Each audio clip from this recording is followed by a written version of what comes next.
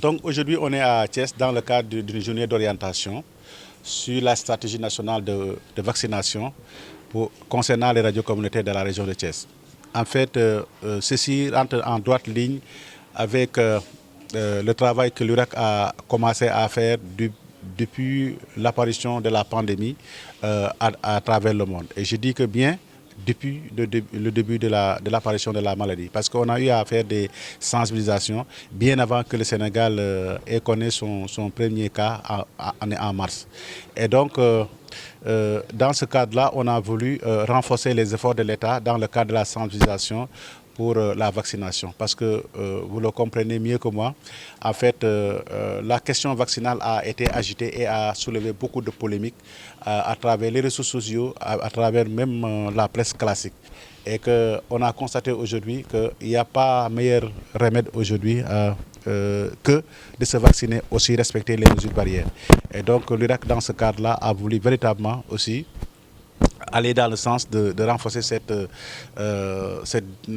sensibilisation. Parce qu'on a vu la troisième vague meurtrière qui nous valut pendant 2 mois où le Sénégal a perdu des hommes de valeur. Et beaucoup de gens sont morts. Et cela a été dû en partie à ce relâchement-là. Justement, c'est pour rappeler encore aux Sénégalais et aux Sénégalaises de ne pas se relâcher et véritablement respecter les mesures barrières, mais aussi aller se faire vacciner pour véritablement amoindrir,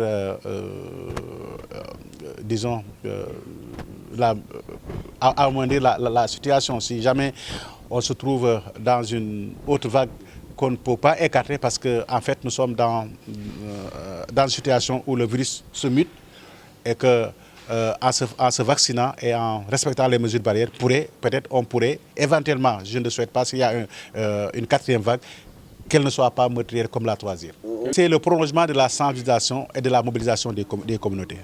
Donc ça sera renforcer le dispositif d'alerte, de veille et de communication sur la vaccination, mais aussi le respect des mesures barrières. Parce qu'on n'a que ces 2 recettes pour le moment pour faire face à la Covid-19. Il y aura 62 radios communautaires dans les 6 régions que j'ai citées tout à l'heure. Il y aura des émissions et des spots. Des spots, je précise que les messages seront conçus en rapport avec les autorités sanitaires et seront conçus par l'URAC en langue locale pour ensuite les donner aux radios pour qu'elles puissent les diffuser.